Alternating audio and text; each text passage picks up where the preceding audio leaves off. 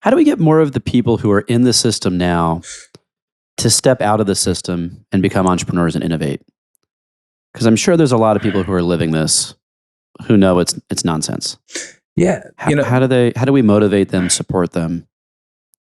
Yeah. So what we're seeing is we're seeing physicians in large numbers going back and getting business degrees or business training, which I think is important because it's crazy that you go through so many years of training and never have a class on how to budget your practice or look at a cash flow statement. I mean, that's insane, right?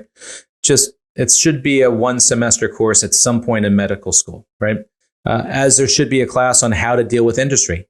Hey, this is what to expect from and get from your representatives, their managers, the companies.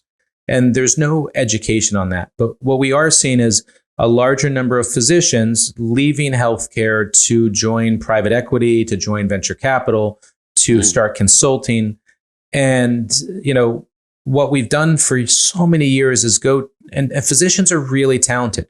They're incredibly bright, often some of the brightest that we went to school with growing up, right? Right.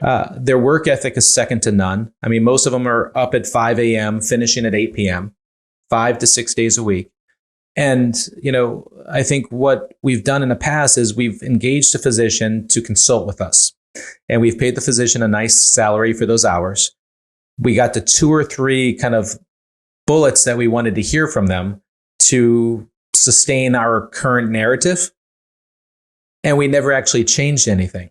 Whereas if we really empowered physicians to be decision makers, and there's some great ones out there.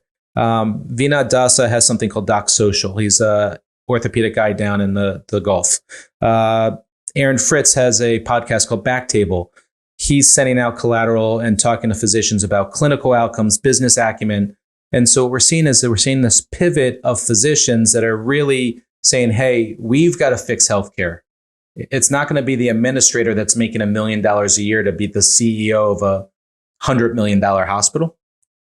It's going to be physicians who are going to be driving things. And we need to empower them to give them the education that they have that baseline to know what to say. That's awesome. We'll link to those other podcasts in the show notes for folks listening. The other thing that I think is a need, based on what you're describing, is a basic operations class, right? Operations is one of those things that no one really talks about. If you're in an industry organization, you're used to it now, but it's not really well branded to students in academia, et cetera. But every MBA goes through it.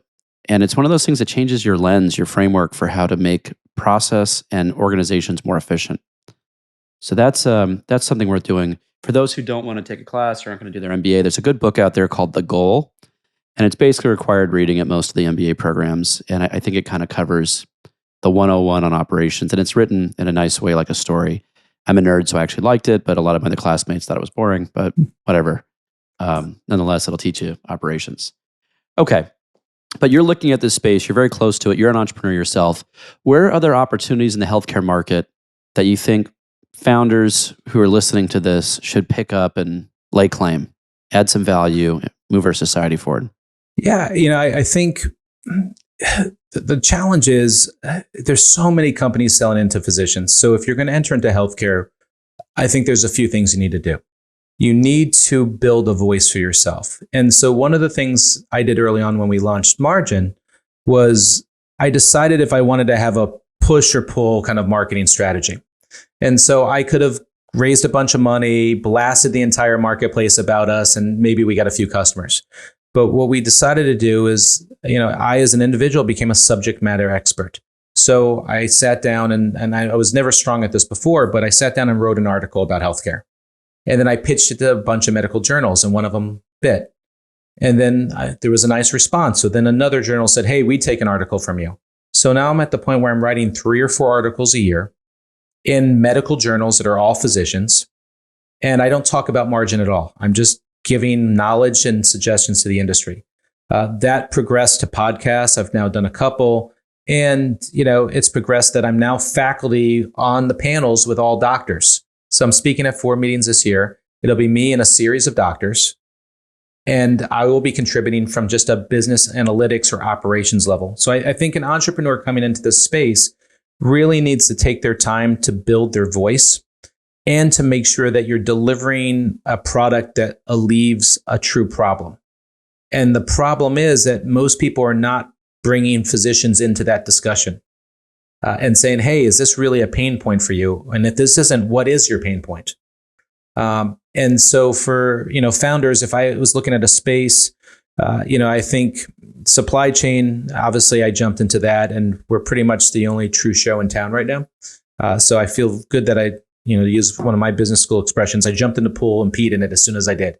So I'm dissuading everybody from coming in as best I possibly can. But that being said, I think the other part of this is, revenue cycle management. A lot of those companies are outsourcing it or have it outsourced to other countries. And so they will submit the claims, but if they're denied, they're not fighting denials. I think accreditation, if you can be an expert in the accreditation process and know what it takes to get a surgery center or an office approved in New Jersey versus Idaho, because every state has their own nuances and laws. I think there's a lot of need there. What we're seeing so much of is marketing companies and digital marketing companies and all those sort of things where they're incredibly valuable. But how are you differentiating yourself from the space? Because there's I don't know about you, but every morning I have 5 or 7 emails. Hey, we've refreshed your website. Would you like to see what it looks like? And no, I've got 4 times the growth of the market. I think I'm pretty good. I'm not changing anything.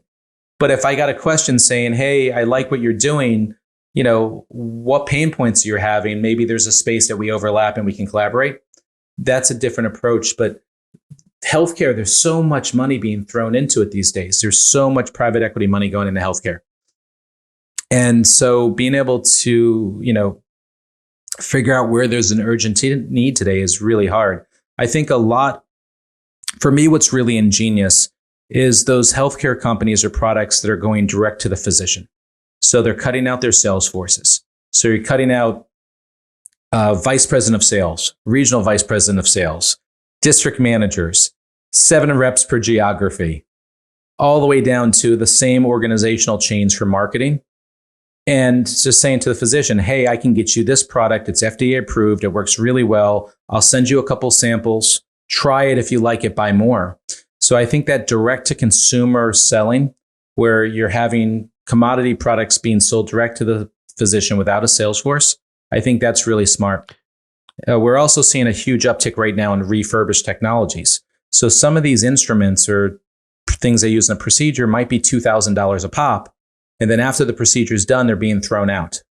And so what we're seeing is these refurbishing companies that are actually buying that trash with engineers, cleaning it, sterilizing it, repackaging it, testing it, and then selling it back to the consumer at a third of the cost.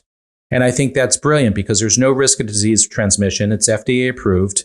And in addition to that, it's not just ending up in a landfill. So, on the ecological level, we're really, really, they're in tune. On a financial metric, it's bringing down the cost of healthcare.